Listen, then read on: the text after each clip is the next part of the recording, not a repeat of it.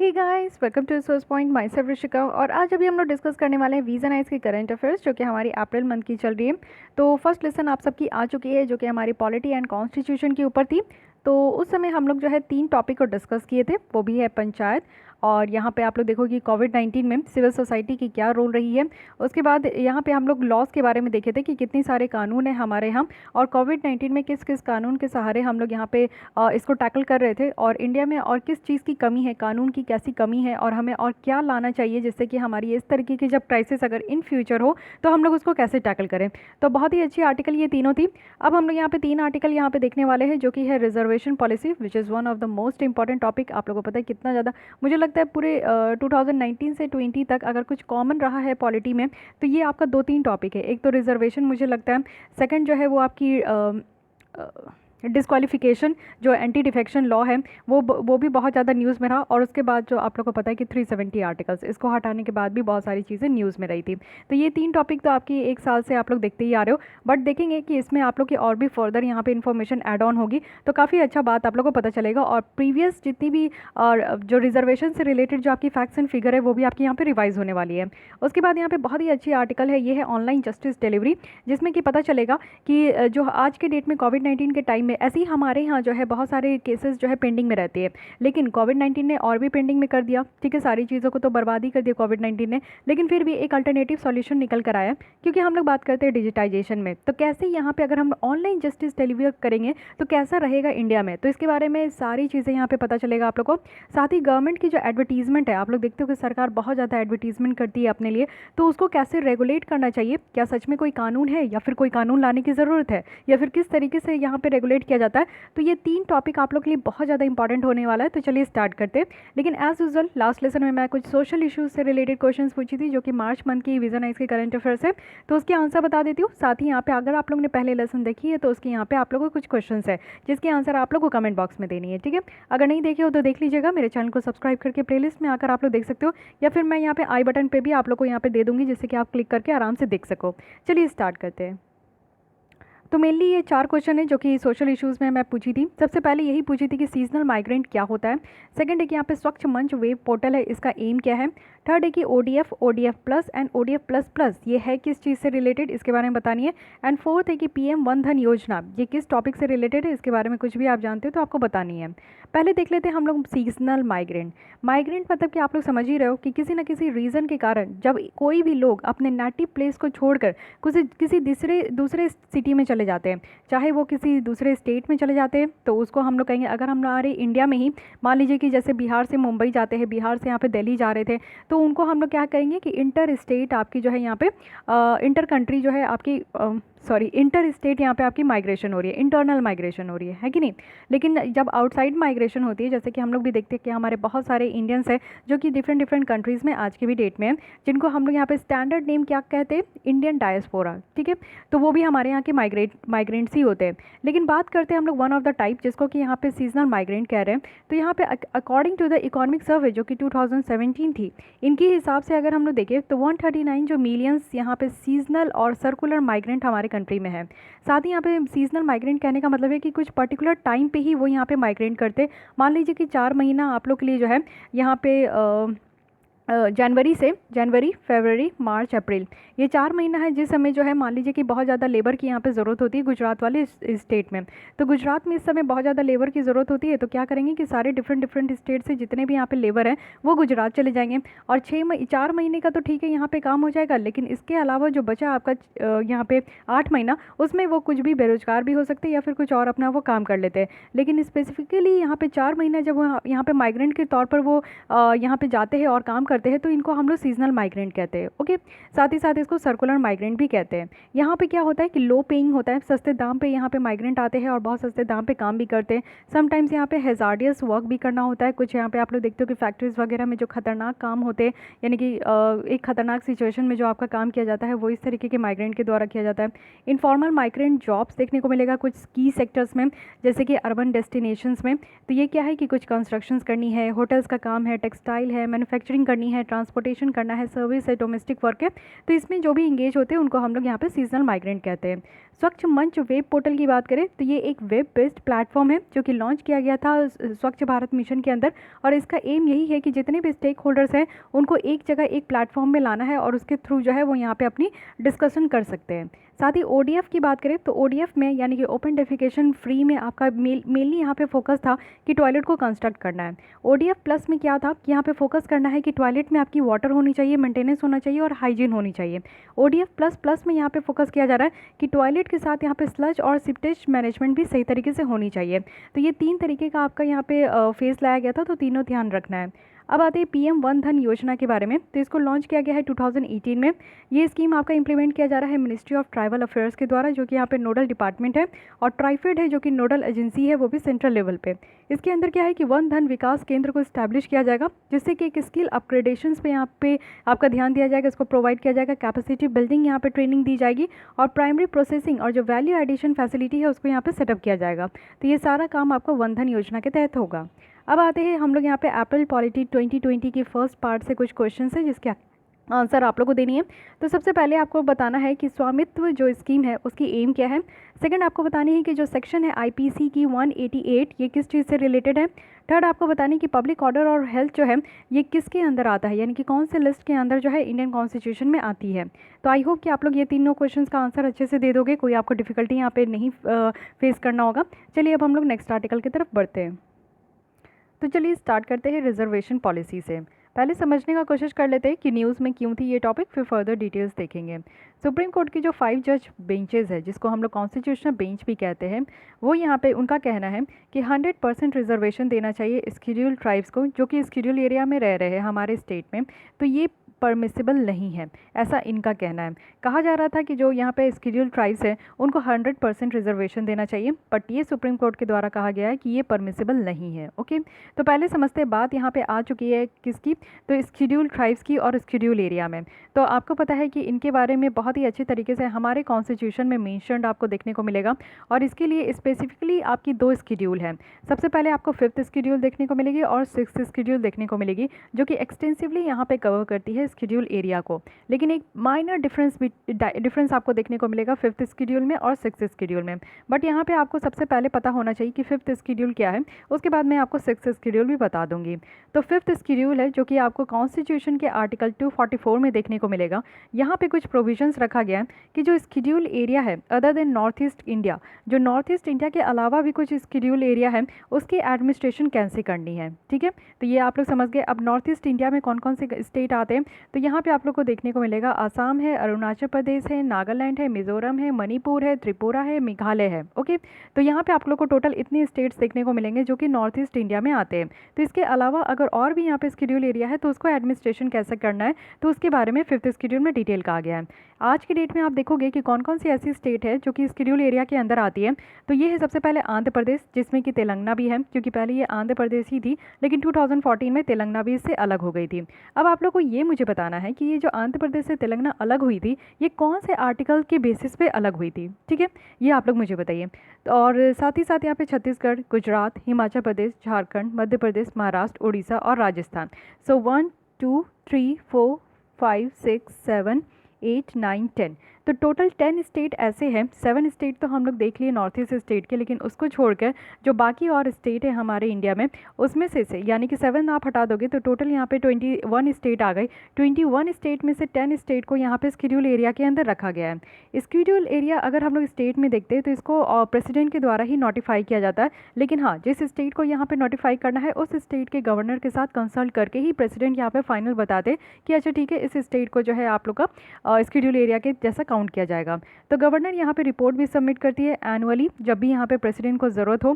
साथ ही साथ हर एक स्टेट जिसमें कि स्केड्यूल एरिया है उसमें ट्राइबल एडवाइजरी काउंसिल होते हैं, जिसमें कि 20 मेंबर्स होते हैं, और साथ ही साथ इन मेंबर्स की 3/4 आप देखोगे तो उनको रिप्रेजेंट करना होता है स्टेट लेजिस्लेटिव असेंबली में, और वो भी ये जो है आपके टोटल कितने, तो 3/4 जो स्केड्यूल ट्राइब्स के यहाँ पे मेंबर हैं तो उनको यहाँ पे प्रेजेंट करना होता है उस स्टेट के स्टेट लेजिस्लेटिव असेंबली में। ओके, गवर्नर जो है उनको यहाँ पे एम्पावर किया गया है कि वो डायरेक्ट कर सकते हैं, यानी कि कोई भी पर्टिकुलर लॉ, वो भी पार्लियामेंट में और स्टेट असेंबली में, जो कि यहाँ पे आपका ईदर नॉट एप्लीकेबल और can be applied with certain modifications और एक्सेप्शंस, वो भी यहाँ पे स्केड्यूल एरिया में। तो यहाँ पे कहने का मतलब है कि गवर्नर को इस तरीके का पावर दिया गया है कि वो यहाँ पे कोई भी पर्टिकुलर लॉ जो कि यहाँ पे पार्लियामेंट के है और चाहे स्टेट असेंबली के है, ये उनके हाथ में है कि या तो वो उसको एप्लीकेबल करा सकते हैं या तो अप्लाइड नहीं भी करा सकते। लेकिन हाँ, ये उनके ऊपर डिपेंड करता है कि अगर उनको अप्लाइड करना है तो कुछ मॉडिफिकेशन भी वो कर सकते हैं या फिर कुछ एक्सेप्शन भी रख सकते हैं। तो ये काम करके जो है ना, यहाँ पे गवर्नर के ऊपर ये आपका पूरी तरीके से प्रोविज़न है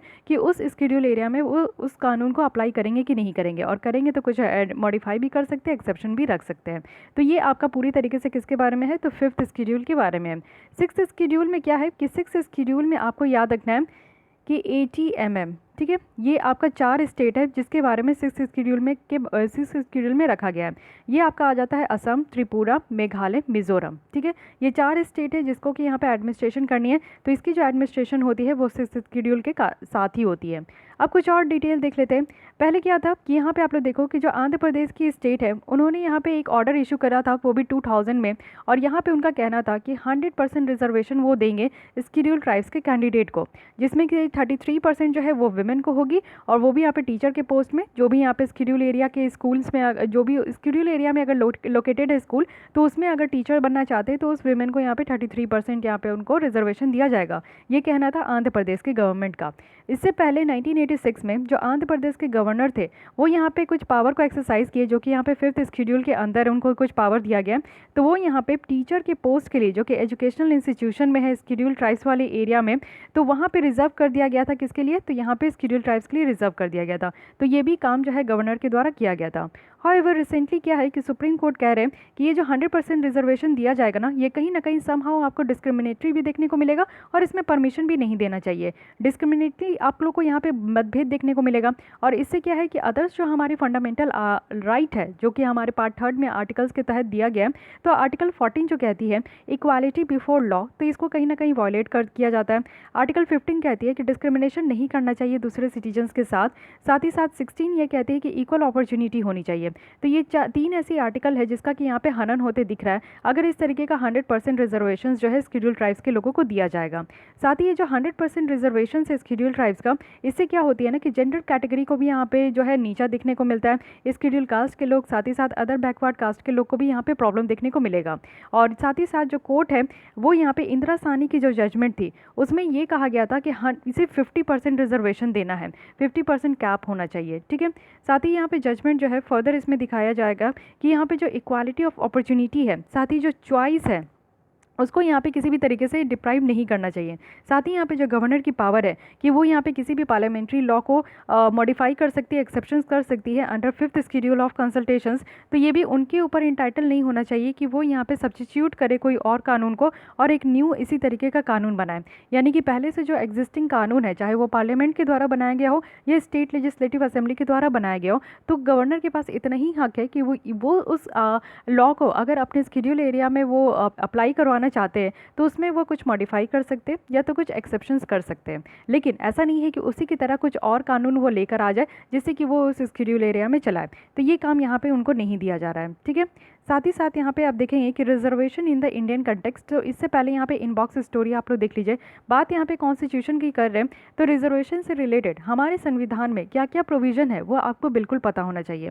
आर्टिकल 15(4) की बात करें तो यहाँ पे कहा जा रहा है 15 आर्टिकल है आपका डिस्क्रिमिनेशन नहीं होना चाहिए आपके यहाँ पे, चाहे आप लोग कहीं भी प्लेस ऑफ बर्थ हो, आपकी रिलीजन कोई भी हो, आपका यहाँ पे कोई भी तरीके की सेक्स हो या मेल हो फीमेल हो, ये सारी चीज़ों में आपका जो है किसी भी तरीके का डिस्क्रिमिनेशन नहीं होना चाहिए। इसी की पार्ट 4 है जिसमें ये कहा गया है स्टेट जो है कोई भी स्पेशल प्रोविजंस दे सकती है किसी भी सोशली और एजुकेशनली बैकवर्ड क्लासेस को, और साथ ही साथ स्केड्यूल कास्ट को या स्केड्यूल ट्राइब को। तो ये स्टेट के ऊपर पूरी तरीके से आपका पावर है। साथ ही ये प्रोविजंस जो है इसको भी एक्सटेंड किया गया था कि अगर कोई एजुकेशनल इंस्टीट्यूशन में एडमिशन लेना चाहते हैं, वो भी यहाँ पे 93rd अमेंडमेंट एक्ट 2006 में, तो ये आपका सिर्फ माइनॉरिटी एजुकेशन इंस्टीट्यूशन के एक्सेप्ट अगर कोई भी यहाँ पे अगर एजुकेशनल इंस्टीट्यूशन में एडमिशन लेना चाहते हैं तो उसके लिए भी स्पेशल प्रोविजन बना सकती है उस स्टेट की गवर्नमेंट, ओके।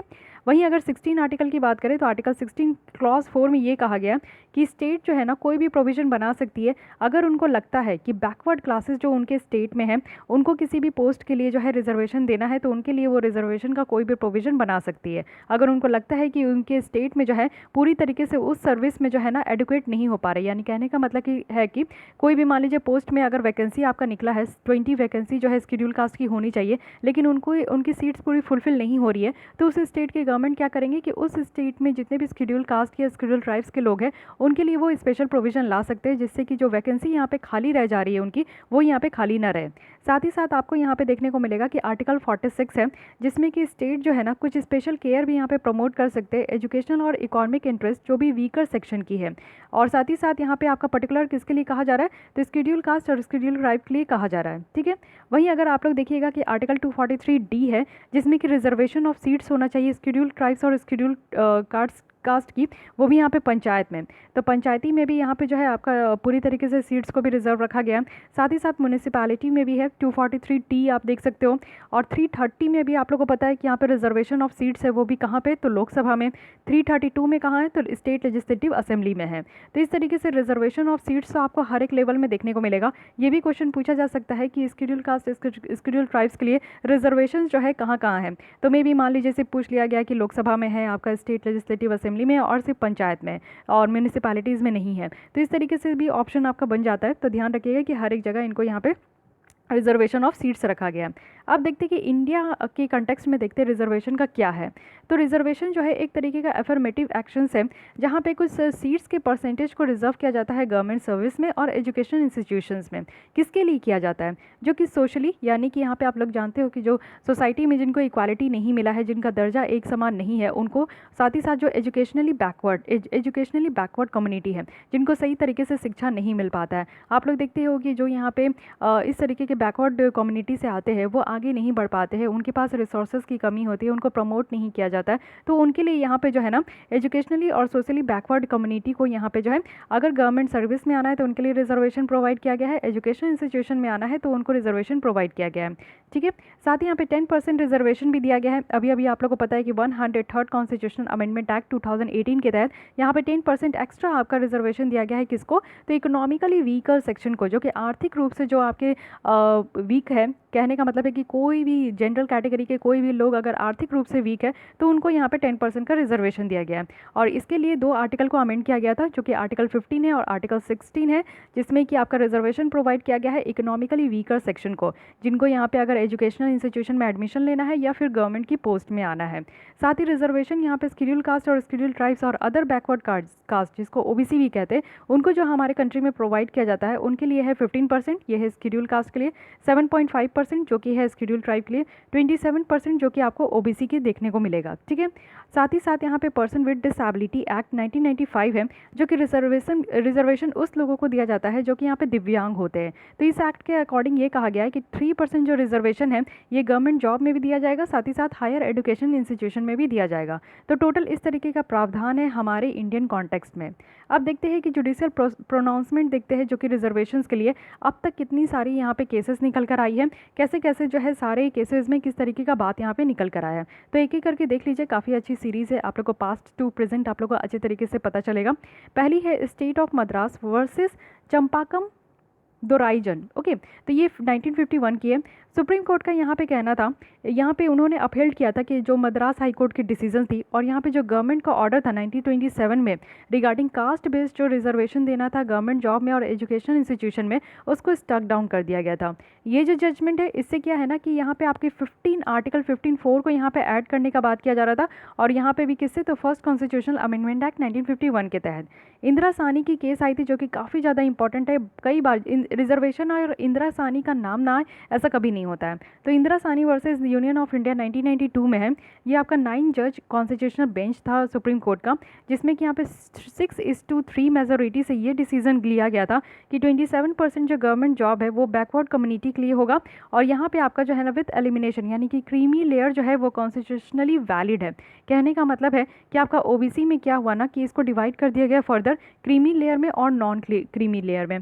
क्रीमी लेयर में उन लोगों को लाया गया जिनकी पर एनुअल इनकम जो है 8 लाख पर एनम है, तो उनको यहाँ पे क्रीमी लेयर में लाया गया। और कहने का मतलब है कि उनको यहाँ पे ओबीसी के अंदर जो यहाँ पे रिजर्वेशन का प्रावधान है वो इन लोगों को नहीं मिलेगा। अब जो रिजर्वेशन का प्रावधान है वो सिर्फ उन लोगों को मिलेगा जिनकी सैलरी जो है आपकी 8 लाख पर एनम से अगर कम है, तो वो नॉन क्रीमी कैटेगरी में आते हैं। तो ये ऐसा कहा गया था कि ये जो एलिमिनेशन ऑफ क्रीमी लेयर है ये कॉन्स्टिट्यूशनली ये वैलिड है।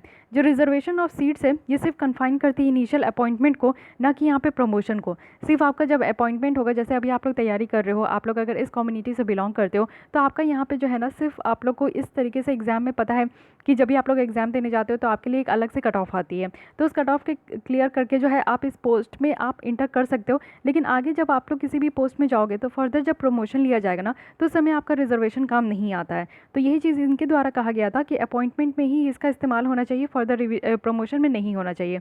और जो टोटल रिजर्वेशन है उसको यहाँ पे 50% से ज़्यादा नहीं होना चाहिए।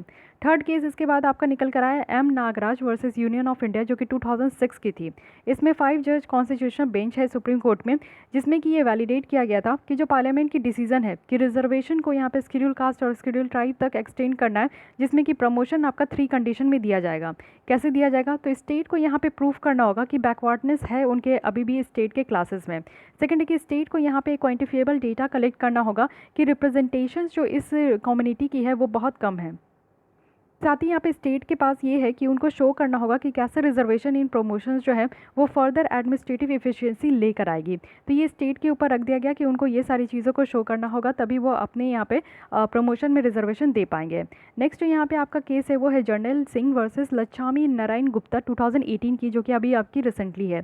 इसमें सुप्रीम कोर्ट ने कहा है कि गवर्नमेंट को यहाँ पर ज़रूरत नहीं है क्वांटिफिएबल डेटा को कलेक्ट करना, जिससे कि वो यहाँ पे बता सके कि पब्लिक एम्प्लॉयमेंट में बैकवर्डनेस है कि नहीं है, जो कि यहाँ पे शेड्यूल कास्ट और शेड्यूल ट्राइब्स के लोग जो है यहाँ पे बिलोंग कर रहे हैं। तो कहने का मतलब है कि जो आपका एम नागराज में ये कहा गया था कि स्टेट को यहाँ पे एक अच्छा खासा डेटा बताना है, और डेटा से ये बताना है कि उनके यहाँ जो सर्विस में शेड्यूल कास्ट और शेड्यूल ट्राइब्स वाले कम्युनिटी से लोग जो आ रहे हैं उनकी सीट और उनकी वैकेंसी फुलफिल नहीं हो पा रही है। लेकिन यहाँ पे इस नेक्स्ट 2018 में ये कहा गया था कि ये अब यहाँ पे बताने की ज़रूरत नहीं है, क्वांटिफिएबल डेटा को यहाँ पे कलेक्ट करने की ज़रूरत नहीं है। ठीक है। उसके बाद रिसेंटली क्या हुआ कि सुप्रीम कोर्ट जो है वो Karnataka extension of consequential seniority to government servant, इसके द्वारा यहाँ पे ये जो है प्रमोट किया गया कि जो रिजर्वेशन का बेसिस एक्ट 2018 है, इसी के द्वारा ये जो इनैक्टमेंट है, इससे क्या है कि कॉन्सिक्वेंशियल सीनियरिटी यहाँ पे देखा गया। कहने का मतलब है कि जो सीनियर होंगे उन्हीं को यहाँ पे प्रमोशंस दिया जाएगा। कॉन्सिक्वेंशियल सीनियरिटी जो है यहाँ पे रिजर्व कैटेगरी कैंडिडेट को अलाउ करती है कि वो अपने सीनियरिटी को जनरल कैटेगरी के ऊपर रखें।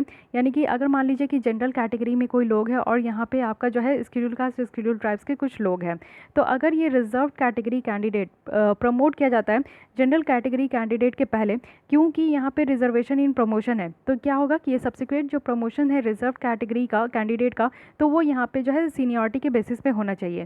साथ ही साथ कॉन्सिक्वेंशियल जो सीनियरिटी है, इससे क्या होगा कि कैचअप रूल होगा, जो कि यहाँ पे जनरल कैंडिडेट को यहाँ पे अलाउ करेगी कि वो यहाँ पे कैचअप करे रिजर्व कैटेगरी कैंडिडेट को। कहने का मतलब है कि मान लीजिए कि यहाँ पे जनरल कैटेगरी के लोग हैं और साथ ही साथ रिजर्व कैटेगरी के लोग हैं। ठीक है। जनरल कैटेगरी के तो क्या था, एक जनरल कैटेगरी के थे, एक रिजर्व कैटेगरी के थे। ठीक है। ये जनरल है, ये रिजर्व्ड है। तो इसमें मान लीजिए कि सीनियर जो है ना वो जनरल कैटेगरी के हैं, लेकिन यहाँ पे जो आपका ये प्रिंसिपल रखा गया है कॉन्सिक्वेंशियल सीनियरिटी, तो इसके बेसिस पे क्या कहा जा रहा है कि जो रिजर्व कैटेगरी के लोग हैं ना वहाँ पे इनको सीनियरिटी दे दिया जाएगा। असली में सीनियर पर्सन ये है, बट यहाँ पे माना इनको जाएगा। तो इससे क्या समझ में आ रहा है कि ये तो गलत हो रहा है, लेकिन ऐसा किया क्यों जा रहा है? ऐसा इसलिए किया जा रहा है ना क्योंकि ऐसा कहा जाता है स्टेट गवर्नमेंट का कि इस तरीके के पोस्ट में, ऊंचे पोस्ट में जो है शेड्यूल कास्ट वाले लोगों का यहाँ पे रिप्रेजेंटेशन बहुत ही कम है। तो रिप्रेजेंटेशन को बढ़ाने के लिए जो है इस तरीके का प्रमोशन देना है। लेकिन यहाँ के कर्नाटक में जो है इस तरीके के यहाँ पे जब सुप्रीम कोर्ट का ये बयान दिया गया और ये जो प्रोविज़न लाया गया, इसमें बहुत ही बवाल हो गया। ऑब्वियस है कि कहीं के लोग इसको मानने को तैयार नहीं होंगे। जनरल कैटेगरी के जो लोग हैं वो अपने आप में कॉन्स्टेंट फील करने लगे, उनको ऐसा लगने लगा कि उनका जो है यहाँ पे मेरिट पे कोई काम नहीं हो रहा है, रिजर्वेशन लेकर कोई भी आदमी जो है आगे निकल जा रहा है। लेकिन एक चीज़ यहाँ पे आपका कहा गया है, एक है यहाँ पे आपका कैचअप रूल। तो कैचअप रूल को भी यहाँ पे आप समझने का कोशिश कीजिए। देखिए इस तरीके से आपका यहाँ पे कैचअप रूल कहा जा रहा है। मान लीजिए कि क्लास 2 कैटेगरी आपका जॉब कैटेगरी है, ठीक है, आपको क्लास 1 में आना है, तो यहाँ पे ये भी जनरल है, ये भी जनरल है, ये भी जनरल है, लेकिन ये रिजर्व्ड है। ओके, SC ST से ये बिलोंग करते हैं। तो यहाँ पे क्या होगा कि मान लीजिए रिजर्वेशन, यहाँ पे आपका जो है प्रमोशन के लिए यहाँ पे जनरल कैटेगरी से 1 लोग आए और यहाँ पे आपका रिजर्व कैटेगरी से 1 लोग आए, ठीक है। लेकिन यहाँ पे सीनियर कौन है, तो सीनियर ये है, ओके, जनरल कैटेगरी के लोग हैं। लेकिन ये कैचअप रूल से क्या हो रहा है कि सीनियरिटी ये आपका रीस्टोर्ड हो जा रहा है और किसके पास आ जा रहा है, यहाँ पे शेड्यूल कास्ट और शेड्यूल ट्राइब्स के लोग के पास आ जा रहा है, ठीक है। तो इस तरीके से आप लोग कैचअप रूल भी याद रखिएगा, कहीं भी पूछ लिया जा सकता है कि कैचअप रूल का मीनिंग क्या है, तो इस तरीके से ध्यान रखिएगा। तो देखिए आगे क्या आता है इसके फर्दर निकल कर, लेकिन अभी तक तो फिलहाल इसी को माना जा रहा है कि इस तरीके से जो है यहाँ पे आपका इसको डिफाइन किया जा रहा है कि रिजर्वेशन कैसे प्रमोशन में देना है। अब आते हैं सेकंड टॉपिक जो कि है ऑनलाइन जस्टिस डिलीवरी। तो इसके बारे में देखते हैं कि न्यूज़ में क्यों था। सुप्रीम कोर्ट रिसेंटली एक डायरेक्शन पास करी है, वो भी सारे कोर्ट्स के लिए जो भी हमारे कंट्री में है, और कहा गया है कि एक्सटेंसिवली यूज़ करना है यहाँ पे वीडियो कॉन्फ्रेंसिंग, और वो भी जुडिशियल प्रोसीडिंग के लिए। और इससे क्या है कि सारे जितने भी लॉयर्स है, जितने भी लिटिगेंट्स है, सब वो यहाँ पे आएंगे, और इससे क्या होगा कि कांग्रेगेशंस जो यहाँ पे लॉयर्स और लिटिगेंट का होता है वो यहाँ पे अवॉइड किया जा सकता है, और एक सोशल डिस्टेंसिंग मेंटेन किया जा सकता है कोरोना वायरस पेंडेमिक वाले केसेस में, ठीक है। तो आगे देखते हैं कि और न्यूज़ में क्यों थी। सुप्रीम कोर्ट जो है वो यहाँ पे अपने पावर को देखते हुए, जो कि यहाँ पे इनको दिया गया है आर्टिकल 142 के तहत, तो यहाँ पे इनके द्वारा कहा गया है कि सारी प्रोसीडिंग को वैलिडेट करना है, वो भी यहाँ पे वीडियो कॉन्फ्रेंसिंग के द्वारा। तो ये भी पूछा जा सकता है कि वीडियो कॉन्फ्रेंसिंग का जो यहाँ पे वैलिडेशंस कहा गया है, तो किस आर्टिकल के तहत कहा गया है, तो ये याद रखना है आर्टिकल 142। आर्टिकल 142 जो हमारे कॉन्स्टिट्यूशन में है, उसमें ये अपने सुप्रीम कोर्ट को अलाउ किया जाता है कि वो कोई भी नेसेसरी ऑर्डर पास कर सकते हैं और जस्टिस को कंप्लीट करने के लिए, यानी कि इस तरीके के पैंडेमिक कोई भी अगर आपका पेंडिंग है मैटर, तो इसको कंप्लीट करने के लिए कोई भी नेसेसरी ऑर्डर यहाँ पे पास कर सकते हैं। तो यही है। तो अभी आज की डेट में पेंडेमिक चल रहा है, तो इस समय जो है कोई भी कोर्ट ओपन नहीं है, तो यहाँ पे वीडियो कॉन्फ्रेंसिंग का यहाँ पे बताया जा रहा है। केरल की जो हाई कोर्ट है वो भी यहाँ पे कोर्ट प्रोसीडिंग को वीडियो कॉन्फ्रेंसिंग से कंडक्ट किए है और लाइव स्ट्रीम किया जा रहा है इस प्रोसीडिंग को, यानी कि दिखाया भी जा रहा है किस तरीके से प्रोसीडिंग चल रही है। बहुत सारे स्टेप पास्ट में भी लिया गया जिससे ये बताया जा रहा है कि ऑनलाइन जो डिलीवरी ऑफ जस्टिस सर्विस है वो यहाँ पे इंश्योर किया जा सकता है। जैसे कि आप लोग देख सकते हो कि ये department of justice, ministry of law and justice का यहाँ पे आपका ई कोर्ट मिशन मोड प्रोजेक्ट आपका लाया गया है, जिसमें क्या है कि डिस्ट्रिक्ट कोर्ट को यहाँ पे जो है आपका डिस्ट्रिक्ट कोर्ट के लिए ये लाया गया है, ठीक है। फिर वीडियो कॉन्फ्रेंस भी फैसिलिटी प्रोवाइड करना है 488 कोर्ट कॉम्प्लेक्सेस को और 342 जेल्स में। अब यहाँ पे बताया जा रहा है कि कैसे जो है ये ऑनलाइन डिलीवरी जो जुडिशियल सर्विस का है ये हेल्प करेगी बहुत सारे इशू को टैकल करने में जो कि हमारे जुडिशियल सिस्टम में है। तो कैसे इसको हेल्प किया जाएगा ये देखते हैं। सबसे पहले है कि आपको पता है कि बहुत लार्ज नंबर पे पेंडेंसी है यहाँ पे आपकी नंबर ऑफ केसेस की। तो 2006 से 2009 के बीच 19 के बीच में देखें तो ओवरऑल जो यहाँ पे इंक्रीज़ हुई है पेंडेंसी ऑफ केसेस जो कि अभी तक रिजॉल्व नहीं हुई है वो 22% तक है। साथ ही यहाँ पे ऑनलाइन जुडिशियल सर्विस जो है ये एडिशनल एड यहाँ पे मदद प्रोवाइड करेगी, जिससे कि जितने भी बैकलॉग है उसको क्लियर किया जाएगा और यहाँ पे जो टाइम और कॉस्ट इसमें इन्वॉल्व होता है वो भी यहाँ पे कम हो पाएगा। सेकंड है कि एफिशिएंसी, कोर्ट की एफिशिएंसी बढ़ पाएगी। स्टैंडर्ड सिस्टम जनरेट किया जाएगा, एक फॉर्मेट होगा जिसमें कि रूटीन जजमेंट होगी, ऑर्डर होगी, पर्टिकुलरली यहाँ पे सिविल केसेस में होगी। तो इससे क्या होगा ना कि जल्दी जल्दी यहाँ पे आपकी डिलीवर हो पाएगी जजमेंट का, पेपर वर्क यहाँ पे कम होगा, सारी चीज़ें ऑनलाइन होगी, रियल टाइम ऑनलाइन डेटा यहाँ पे फैसिलिटेट किया जाएगा, जिससे कि सही तरीके से आइडेंटिफाई कर पाएंगे, क्लासीफाई कर पाएंगे केसेस का। और यहाँ पे हाई कोर्ट को अनेबल किया गया है कि वो अपनी प्रॉपर सुपरविजन्स को एक्सरसाइज कर पाएंगे और सब ऑर्डिनेट कोर्ट के ऊपर भी वो अच्छे से कंट्रोल कर पाएंगे। नेक्स्ट है यहाँ पे कि यहाँ पे टैकल कर सकते हैं इंफ्रास्ट्रक्चर कॉन्स्टेंट को। कई बार ऐसा लगता है कि यहाँ पे इंफ्रास्ट्रक्चर की प्रॉब्लम है, लेकिन यहाँ पे वीडियो और ऑडियो जो है ना वो यहाँ पे आपकी अनेबल कर देगी कि आप लोग सुन सकते हो कोर्ट की जितने भी टर्म्स में है, यानी कि मान लीजिए कि in terms of building, staff, infrastructure, security, transportation cost, ये सारी चीज़ जो है ना यहाँ पे आपका नहीं लगेगा। अवेलेबिलिटी है, यानी कि जुडिशियल डेटा का भी अवेलेबिलिटी रहेगा। लॉ कमीशन जो हमारी इंडिया की है उनका कहना है 245th रिपोर्ट में कि यहाँ पे जो लैक ऑफ कॉम्प्रिहेंसिव और एक्यूरेट जो डेटा है केसेस से रिलेटेड, तो उससे क्या होता है ना कि एक हर्डल हो जाता है, यानी कि गवर्नमेंट की पॉलिसी मेकिंग का जो है इफिशिएंट तरीके से नहीं यहाँ पे लेकर आ पाते हैं, एक प्रॉब्लम देखने को मिलता है। क्यों? क्योंकि डेटा की कमी के कारण। इससे क्या होगा कि ट्रांसपेरेंसी इंप्रूव हो पाएगी, अकाउंटेबिलिटी इंप्रूव हो पाएगी हमारे जुडिशियल सिस्टम में। तो यहाँ पे ऑडियो वीडियो जो रिकॉर्डिंग होगी कोर्ट प्रोसीडिंग का, तो इससे क्या हो पाएगा कि कोर्ट के प्रोसेस में यहाँ पे ट्रांसपेरेंसी होगी। क्योंकि अभी क्या है कि जो आपकी सुप्रीम कोर्ट की जो चलती है वहाँ पे केसेस वगैरह चलते हैं तो उसको किसी के सामने दिखाया नहीं जाता, ना ही वो रिकॉर्ड होती है। तो मान लीजिए कि ऐसा क्या चल रहा है अंदर वो नहीं पता, लेकिन कल को जो है कई बार आप लोग ऐसा भी देखते हो कि सुप्रीम कोर्ट जो है अपनी खुद की जो वो वर्डिक्ट देखते हैं उसको कई बार जो है वो फिर भी रिव्यू करते हैं। तो ऐसा भी हो सकता है कि अगर उनको रिव्यू करना हो, ये पता करना हो कि पहले उन्होंने किस तरीके से वर्डिक्ट दिया था, तो वो अपने प्रीवियस वीडियो को देख सकते हैं, ठीक है। तो ये ऑडियो वीडियो का जो यहाँ पे फंडा है वो काफ़ी ज़्यादा यहाँ पे ट्रांसपेरेंसी भी यहाँ पे लेकर आएगा। किसी को भी यहाँ पे अगर गवर्नमेंट को पता करना है या फिर किसी को भी पता करना है कि कैसे प्रोसीडिंग हुआ, क्या हुआ नहीं हुआ, तो वो यहाँ पे वीडियो वगैरह देख सकते हैं। साथ ही ईज़ ऑफ डूइंग बिजनेस को यहाँ पे प्रमोट किया जाएगा, यानी कि जो ऑनलाइन रिजोल्यूशन है किसी भी तरीके के डिस्प्यूट का, तो इससे क्या होगा कि डोमेस्टिक और जो फॉरेन बिजनेसेस हैं उनकी कॉन्फिडेंस यहाँ पे इंक्रीज़ हो पाएगी। क्यों इंक्रीज़ हो पाएगी? देखिए, कोई भी फॉरेन इन्वेस्टर्स जब हमारे यहाँ आते हैं, कोई भी कंपनी सेटअप करते हैं, इन्वेस्ट करते हैं, तो उनको तो ये भी चीज़ एक इंश्योरिटी चाहिए ना कि अगर कल को उनकी कंपनी के साथ कोई भी डिस्प्यूट अराइज होता है तो जल्दी से जल्दी निपटारा हो जाना चाहिए। कोई भी नहीं चाहता कि केस को जो है ना यहाँ पे लंबे समय तक खींचा जाए। तो बाहर के लोग तो ऐसे भी फ्रस्ट्रेट होते हैं, हम इंडियंस तो ऐसे भी फ्रस्ट्रेट होते हैं, है कि नहीं? तो जल्दी से अगर कोर्ट की यहाँ कोई भी केसेस को अगर रिजॉल्व करने की ताकत रहेगी हमारे कंट्री में, तो फॉरेन इन्वेस्टर्स को ये एक अच्छा पॉइंट मिलता है कि नहीं? तो इतनी सारी यहाँ पे बेनिफिट है। अब यहाँ पे चैलेंजेस क्या है ये बताया जा रहा है, क्योंकि बिना चैलेंजेस तो हमारे कंट्री में कोई काम होता नहीं है। तो सबसे पहला है कि इन्वेस्टमेंट की कमी है और आईटी इंफ्रास्ट्रक्चर की कमी है।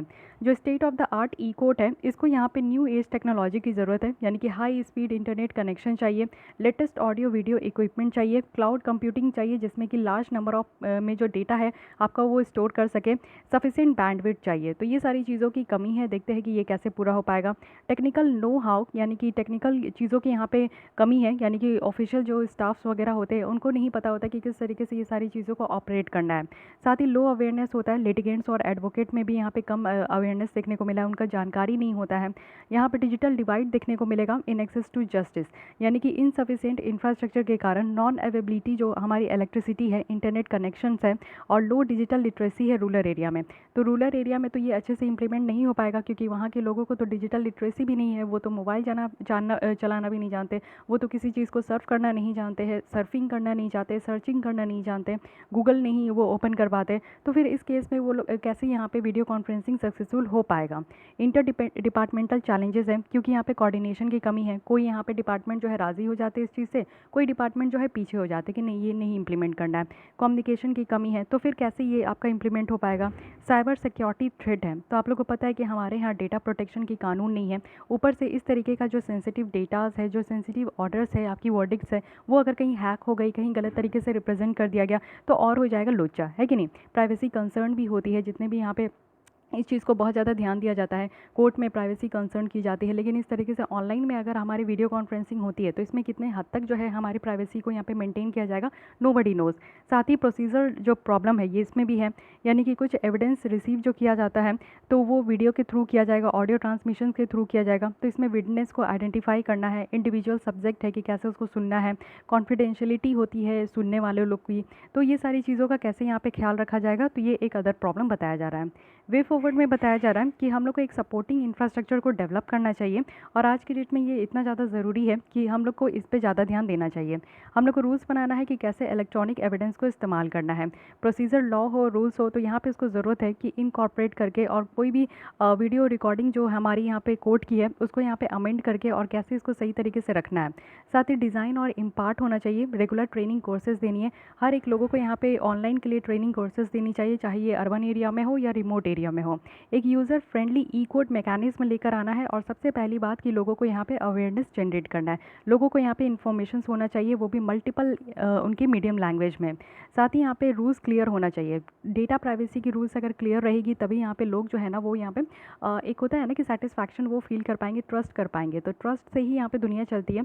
तो ऑनलाइन जो यहाँ पे वीडियो कॉन्फ्रेंसिंग और ये सारी चीज़ें जब जस्टिस आपका डिलीवर किया जाएगा तो इसमें अगर प्राइवेसी को मेंटेन किया जाएगा तो इससे बेटर यहाँ पे आपका ट्रस्ट डेवलप हो पाएगा। ओके, तो ये सारी चीज़ें वे फॉरवर्ड में बताई जा रही है। अब कुछ इंपॉर्टेंट इनिशिएटिव है उसकी डिटेल्स देख लेते हैं। सबसे पहली है यहाँ पे ई कोर्ट मिशन मोड प्रोजेक्ट। तो ये एक पैन इंडिया प्रोजेक्ट है जो कि मॉनिटर और फंडेड किया जाता है department of justice, ministry of law and justice, government of India, ये भी यहाँ पे डिस्ट्रिक्ट कोर्ट्स के लिए।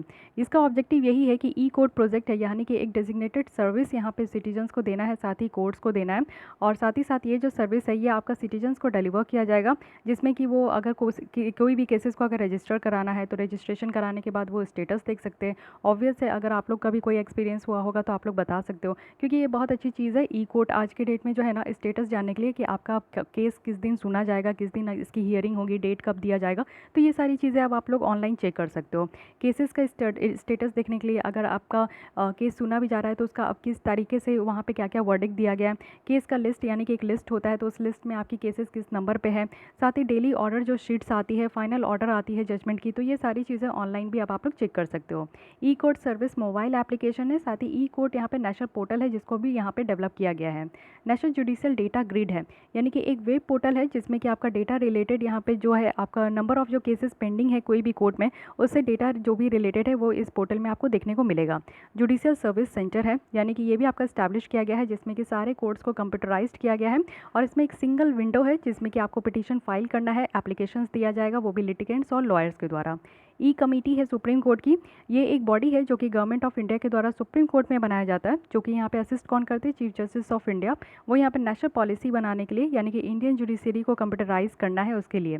री इंजीनियरिंग कमेटी है हाई कोर्ट में, यानी कि ये भी आपका इस्टेब्लिश किया जाता है, जो भी ई कमेटी सुप्रीम कोर्ट की जो ऑर्डर करती है ना, उसी के हिसाब से री इंजीनियरिंग कमेटी भी बनाया जाता है। Legal information management and briefing system है, यानी कि ये भी एक वेब बेस्ड पोर्टल है जो कि आपका department of legal affairs, ministry of law and justice के द्वारा इसको डेवलप किया गया, जिसमें कि बहुत सारे जो कोर्ट केसेस है गवर्नमेंट की उसको यहाँ पे हैंडल किया जाएगा और मॉनिटर किया जाएगा। इंट्रोपरेबल यहाँ पे क्रिमिनल जस्टिस सिस्टम है, यानी कि इसका एम है कि यहाँ पे क्रिमिनल और जो यहाँ पे आपका क्राइम ट्रैकिंग नेटवर्क है उसको इंटीग्रेट किया जाएगा, और ये जो प्रोजेक्ट है इसको इंटीग्रेट किया जाएगा ई कोर्ट के साथ, ई प्रिजन डेटाबेस के साथ, साथ ही साथ दूसरे पिलर जो कि यहाँ पे क्रिमिनल जस्टिस सिस्टम के हैं, जैसे कि फॉरेंसिक हो गया, आपका प्रोसिक्यूशन हो गया, जुवेनाइल होम हो गया, इन सब के साथ इसको जो है इंटीग्रेट किया जाएगा। तो इतनी यहाँ पे आपकी एक्स्ट्रा इन्फॉर्मेशन है, तो इसको भी ध्यान रखिएगा। कमिंग टू द लास्ट, ये मुझे लगता है कि लास्ट लेसन है, last article of the polity. So यहाँ पे देखेंगे कि गवर्नमेंट की एडवर्टीजमेंट का रेगुलेशन न्यूज़ में इसलिए है क्योंकि रिसेंटली कुछ स्टेट जो है वो रिस्पॉन्ड किए हैं यहाँ पे लेटर देके मिनिस्ट्री ऑफ इंफॉर्मेशन को और ब्रॉडकास्टिंग को। और किस लिए, क्योंकि यहाँ पे एक आपका constitutions of committee in to implement the Supreme Court guideline on the issue of government, ये गवर्नमेंट एडवर्टीजमेंट। ओके, तो गवर्नमेंट एडवर्टीजमेंट के ऊपर जो इशू था उसी के ऊपर यहाँ पे सुप्रीम कोर्ट के द्वारा कुछ गाइडलाइन दिया गया था, तो इसी की तर्ज पे यहाँ पे जो है इम्प्लीमेंट करने के लिए कुछ कमेटी बनाई गई थी, उसी के रिगार्डिंग यहाँ पे आपका ministry of information and broadcasting को कुछ लेटर दिया गया था, तो उसी के रिस्पॉन्ड में कुछ यहाँ पे लेटर कुछ स्टेट्स जो है वो यहाँ पे निकल कर आए। तो अब देखते हैं कि यहाँ पे क्या क्या बातें की जा रही है, पहले इसको समझने का कोशिश कीजिए। एक रिट पिटीशंस है जिसको 2 ऑर्गेनाइजेशन के द्वारा फिल किया गया है, वो भी कॉमन कॉज और यहाँ पे centre for public interest litigations, वो भी सुप्रीम कोर्ट में। और कौन से इशू के लिए, तो यहाँ पे जो पब्लिक फंड दिया जा रहा है ना उसका मिसयूज़ हो रहा है, और पब्लिक फंड जो दिया जा रहा है वो किस लिए, तो गवर्नमेंट के एडवर्टीजमेंट के लिए, जो कि यहाँ पे पॉलिटिकली मोटिवेटेड होती है। तो इसमें जो है कोर्ट से पूछा गया कि वो यहाँ पे यूनियन ऑफ इंडिया को रिस्ट्रेन करे और सारे स्टेट गवर्नमेंट को भी, जिसमें कि यहाँ पे पब्लिक फंड को यूज़ किया जाता है इस तरीके से एडवर्टाइज़ करने के लिए। यानी कि आप लोग भी देखते हो कि जो हमारी जो पब्लिक की फ़ंड होती है, हम लोग जो सेस वगैरह यहाँ पे देते हैं, कुछ और टैक्सेस के हिसाब से जो सरकार को यहाँ पे पैसे जाते हैं, तो सरकार क्या करते हैं, वो अपने प्रचार प्रसार में खर्च करते हैं, तो उसी के लिए यहाँ पे एक रिट पिटीशन डाला गया है। इस प्ली के अगर बेसिस पे हम लोग देखें तो कोर्ट एक कमेटी बनाई थी जिसमें कि यहाँ पे बेस्ट प्रैक्टिसेस को एग्जामाइन किया जाएगा कि यहाँ पे कितना जो है एडवर्टीजमेंट के लिए यहाँ पे परमिसिबल है, जब यहाँ पे कंपेन वगैरह किया जाता है पॉलिटिकली मोटिवेटेड एडवर्टीजमेंट को। जो कमेटी है वो अपनी रिपोर्ट भी सबमिट की है सुप्रीम कोर्ट को, वो भी 2014 में, और यहाँ पे सेट ऑफ गाइडलाइंस भी रखा गया था कि किस तरीके से गवर्नमेंट की जो एडवर्टीजमेंट है उसको रेगुलेट करना चाहिए। 2015 में क्या हुआ कि सुप्रीम कोर्ट जो है अपने पावर को इस्तेमाल करते हुए, जो कि अगेन इनकी पावर जो है 142 आर्टिकल में दिया गया, कुछ डायरेक्शन यहाँ पे इनके द्वारा दिया गया कि गवर्नमेंट की जो एडवर्टीजमेंट है उस पर क्या क्या कंटेंट होना चाहिए और क्या क्या यहाँ पे उनका कितना एक्सपेंडिचर होना चाहिए, यानी कि गवर्नमेंट जो है अपने एडवर्टीजमेंट को बनाने के लिए कितना वो खर्चे कर सकते हैं और उनके जो है उसमें क्या क्या कंटेंट होना चाहिए। तो अब यहाँ पे देखते हैं कि सुप्रीम कोर्ट की क्या गाइडलाइन थी यहाँ पे content regulations of government advertising में। तो सबसे पहला है कि यहाँ पे बताना है कि एडवर्टीजमेंट का स्कोप क्या है। यहाँ पे दोनों होना चाहिए, कॉपी भी होना चाहिए यानी कि रिटन टेक्स्ट में और साथ ही साथ ऑडियो में, और क्रिएटिव बताना है यानी कि कॉपी और क्रिएटिव बताना है, और ये प्रिंट में होनी चाहिए, इलेक्ट्रॉनिक आउटडोर में भी होना चाहिए, या फिर यहाँ पे डिजिटल मीडिया में भी हो सकती है। इसमें किसी भी तरीके का क्लासीफाइड एडवर्टीजमेंट नहीं होना चाहिए। 5 यहाँ पे आपका जो है गाइडिंग प्रिंसिपल है। सबसे पहला है कि यहाँ पे गवर्नमेंट की रिस्पॉन्सिबिलिटी से रिलेटेड हो, जो भी यहाँ पे एडवर्टीजमेंट दिखाया जा रहा है उस एडवर्टीजमेंट में ये झलकना चाहिए कि ये गवर्नमेंट की रिस्पॉन्सिबिलिटी है, और इसमें जो भी आपका कंटेंट होगा वो कॉन्स्टिट्यूशनल होना चाहिए और लीगल ऑब्लिगेशंस होना चाहिए, साथ ही सिटीजन्स की राइट को देखते हुए यहाँ पे सारी चीज़ें होनी चाहिए। उसके बाद उसको एक अच्छे तरीके से ऑब्जेक्टिव मैनर में प्रेजेंट करना है, वहीं कुछ भी प्रेजेंट नहीं करना है, एक अच्छे से यहाँ पे प्रेजेंट होना चाहिए, एक फेयर एसेसिबल मैनर में होना चाहिए।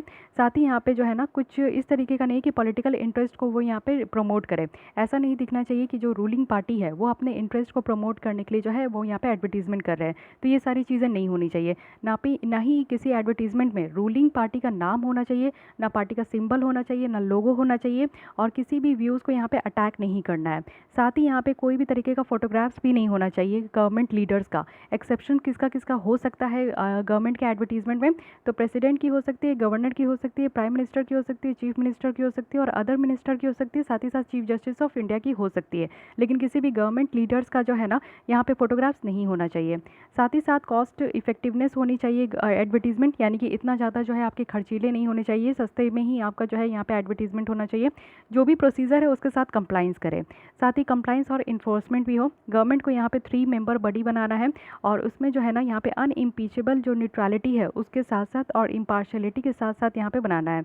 इससे क्या होगा कि जो यहाँ पे ये सारे डायरेक्शन है उसको कैसे इंप्लीमेंट करना है ये भी इंश्योर होगा, और जो भी कंप्लेन है यहाँ पे जनरल पब्लिक का कि किस तरीके से वो यहाँ पे कोर्ट के द्वारा दिए गए गाइडलाइंस को वायलेट कर रहे हैं, तो उनको भी यहाँ पे देखा जाएगा।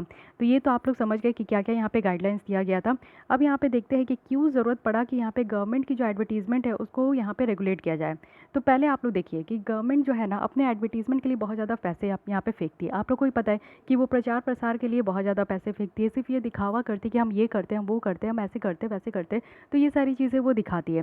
तो यहाँ पे क्या है ना कि वेस्टेस्ट इंटरेस्ट को यहाँ पे प्रोजेक्शंस के लिए, यानी कि यहाँ पे पब्लिक इंटरेस्ट के जो सर्व किया जा रहा है उसके अगेंस्ट में बहुत सारे जो गवर्नमेंट एडवर्टीज़मेंट है वो यहाँ पे पॉलिटिकल पर्सनालिटीज़ होते हैं, पार्टीज़ होते हैं। तो देखिए कोई भी एडवर्टीज़मेंट होता है, अगर उसमें आपको उस एडवर्टीज़मेंट में अगर प्रेसिडेंट का फ़ोटो दिख जाए या फिर हमारे प्राइम मिनिस्टर का फ़ोटो दिख जाए, तो उससे क्या होता है कि लोग बहुत ज़्यादा इन्फ्लुएंस हो जाते हैं।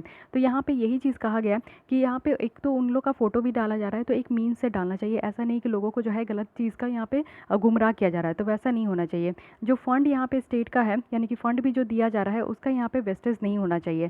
साथ ही यहाँ पे क्या है कि लैक ऑफ क्लियरिटी होता है, यानी कि पब्लिक पर्पज़ के यहाँ पे जो है कमी देखने को मिलेगा। वो लोग अपने पॉलिटिकल जो उनकी इंटरेस्ट होती है उनके ऊपर वो लोग ज़्यादा ध्यान देते, लोगों के ऊपर कम ध्यान देते हैं। तो इसलिए यहाँ पे ज़रूरत है कि यहाँ पे गवर्नमेंट की जो एडवर्टीज़मेंट है उसको हम लोग रेगुलेट करें। साथ ही यहाँ पे डेमोक्रेटिक जो सेटअप है उसके अगेंस्ट में देखने को मिलता है, यानी कि इस तरीके की कुछ एक्शंस होती है ना जिसको यहाँ पे अलाउ नहीं करना चाहिए, यानी कि जो फ्री और फेयर इलेक्शन है वो अलाउ नहीं करती है।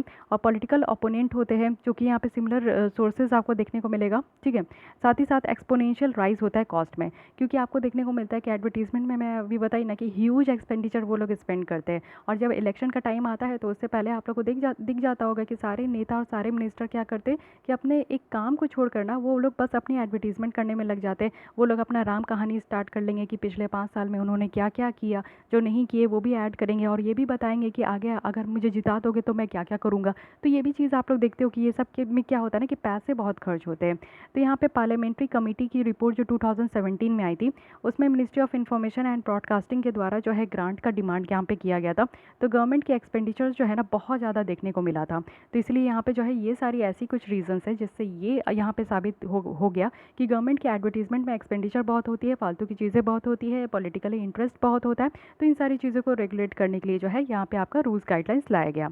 अब देखते हैं कि स्टेटस क्या है, इंप्लीमेंट कितना हो रहा है, ये जो गाइडलाइंस दिया गया इसको कहाँ कहाँ और कैसे इंप्लीमेंट किया जा रहा है। तो कुछ डायरेक्शन को फॉलो करते हुए ministry of information and broadcasting जो है ब्रॉडकास्टिंग वो यहाँ पे कुछ ऑर्डर इशू किए हैं। सुप्रीम कोर्ट की जो गाइडलाइन है वो यहाँ पे एक स्टॉप गैप अरेंजमेंट का यहाँ पे फंक्शन जैसा लिया गया है, और साथ ही साथ एक 3 मेंबर कमेटी भी बनाया गया जाएगा, वो भी सेंटर में, और इसको सेटअप किया जाएगा जैसे कि स्टेट लेवल पे होना चाहिए, और यहाँ पे रिस्पेक्टिव आपका स्टेट गवर्नमेंट के द्वारा इसमें अपॉइंट भी किया जाएगा। साथ ही साथ अगर अपॉइंटमेंट ऑफ कमेटी की बात करें तो यूनियन गवर्नमेंट ने 2016 में ये कमेटी बनाई थी, और वो यहाँ पे जो है कुछ मेंबर्स की उसके ऊपर आरोप लगाया गया था, तो उसका क्रिटिसिज्म भी किया गया था। स्टेट गवर्नमेंट भी यहाँ पे एक्सपेक्ट कर रही है कि वो इसी तरीके से कमेटी बनाएगी। मोस्ट ऑफ द स्टेट है जैसे कि एक्सेप्ट आप कर्नाटक, गोवा, मणिपुर, मिज़ोरम, नागालैंड में आप देख सकते हो कि अभी तक इस प्रोसेस को जो है आपका आगे नहीं बनाया गया है, बताया मतलब कि बढ़ाया गया है। कॉन्फ्लिक्ट ऑफ इंटरेस्ट देखने को मिला, यानी कि गवर्नमेंट जो है वो यहाँ पे पहले की डिपार्टमेंट को ब्यूरो ऑफ आउटरीच और कम्युनिकेशंस के साथ यहाँ पे मर्ज कर दिए। इसमें मैंडेट किया गया है कि जो भी एडवर्टीजमेंट निकल कर आएगा उसको स्क्रूटनी करना है, यानी कि चेकआउट करना है कि वो ये सारे गाइडलाइंस को फॉलो कर रही है कि नहीं। साथ ही यहाँ पे जो है अगर वो यहाँ पे वायलेशन भी कर रही है गाइडलाइंस का तो उसको यहाँ पे देखा जाएगा, ठीक है। उसके बाद यहाँ पे फ्लॉटिंग ऑफ नॉर्म्स भी है। बहुत सारे स्टेट गवर्नमेंट है जो कि यहाँ पे डिसरिगार्ड करते हैं स्केड्यूल का सुप्रीम कोर्ट के गाइडलाइंस का। जैसे कि यहाँ पे आपको विकास यात्रा देखने को मिलेगा छत्तीसगढ़ में, जो कि एडवर्टाइज़ किया गया था गवर्नमेंट की फ़ंड को इस्तेमाल करके। साथ ही यहाँ पे फ़ोटोग्राफ्स भी लगाया गया था बहुत सारे पॉलिटिकल लीडर का। तो यहाँ पे जो रूल्स है, नॉर्म्स है, उसका यहाँ पे देखने को मिला कि धज्जियाँ भी उड़ाया गया। कंक्लूजन में बताया गया है कि पास्ट में बहुत सारे बॉडीज़ है, जैसे कि लॉ कमीशन की रिपोर्ट है इलेक्ट्रॉल रिफॉर्म के लिए, कंट्रोलर एंड ऑडिटर जनरल है, इलेक्शन कमीशन है, जो कि यहाँ पे डिमांड कर रही थी कि एक अच्छा खासा यहाँ पे एडवर्टीजमेंट का एक रेगुलेशंस होना चाहिए। इलेक्शन कमीशन ऑफ इंडिया है, जो कि बहुत बार रिकमेंड करी है और एडवर्टीजमेंट भी उनके द्वारा यहाँ पे हाईलाइट किया गया कि कुछ जो एग्जिस्टिंग गवर्नमेंट है उनकी अचीवमेंट जो है ना, उनको यहाँ पे प्रोहिबिट किया जाना चाहिए, वो भी 6 मंथ के लिए, जब यहाँ पे ड्यू इलेक्शंस आपका होता है किसी भी लेजिस्लेचर का। यानी कि उनके द्वारा ये कहा गया था कि जो अभी एग्जिस्टिंग गवर्नमेंट है, अगर वो यहाँ पे हाईलाइटेड एडवर्टीजमेंट के द्वारा वो अचीव करते तो उनको यहाँ पे जो है ना प्रोहिबिट करना चाहिए, 6 मंथ के लिए उनको रोक देना चाहिए। साथ ही ये सारी जो रेगुलेशंस है, यानी कि यहाँ पे फ्लॉटिंग जो इस रेगुलेशंस का हो रहा है, उससे क्या है कि इंपॉर्टेंट कंसर्न होना चाहिए, यानी कि कैसे पब्लिक फंड का इस्तेमाल करना है, वो भी पॉलिटिकल कैंपेन्स में और रैलीज़ में। ओके, यहाँ पे आपका निकल कर आया है bureau of outreach and communication. तो इसके बारे में भी आपको पता होना चाहिए। ये आपका 2017 में सेटअप किया गया था और ये आपका डायरेक्टरेट, पहले ये थी directorate of advertising and visual publicity और directorate of field publicity and song and drama divisions, इसी को यहाँ पे इंटीग्रेशंस करके ये बनाया गया bureau of outreach and communication. यहाँ पे कम्युनिकेशन सॉल्यूशन प्रोवाइड किया जाता है बहुत सारे गवर्नमेंट के एजेंसीज़ को। ये जो है ना पीपल्स को एजुकेट करने में इंगेज रहती है, चाहे वो रूरल एरिया के हो या अर्बन एरिया के हो। साथ ही इसको हेड किया जाता है डायरेक्टरेट जनरल के द्वारा। और यहाँ पे आप लोग देखोगे कि साथ ही साथ यहाँ पे कुछ इंडियन इंफॉर्मेशन सर्विस के भी यहाँ पे ऑफिसर होते हैं, एक्स कैडर पर्सनल ऑफ के भी होते हैं यहाँ पे, जो कि पहले DA, VP, DFP और SNDD के भी थे। ठीक है, तो इनके बारे में थोड़ा ध्यान रखिएगा क्योंकि न्यूज़ में है तो क्वेश्चंस में भी आस्क्ड। तो गाइज़ हमारे यहाँ पे पॉलिटी कंप्लीट हो गई। नेक्स्ट हम लोग स्टार्ट करने वाले इंटरनेशनल रिलेशन। तो इंपॉर्टेंट पॉइंट्स को ज़रूर आप लोग ध्यान में रखिएगा और तीनों टॉपिक इस बार बहुत ज़्यादा इंपॉर्टेंट थी। तो आई होप कि आपको ये लेसन अच्छी लगी हो, समझ में आया। अगर अच्छी लगी, समझ में आया तो बस लाइक कर दीजिए, अपने दोस्तों के साथ भी शेयर कर सकते हैं। फिर भी कोई डाउट, कोई सजेशन है तो कमेंट कीजिए एंड मेक श्योर कि आपने मेरे चैनल को सब्सक्राइब कर लिया है। Thank you.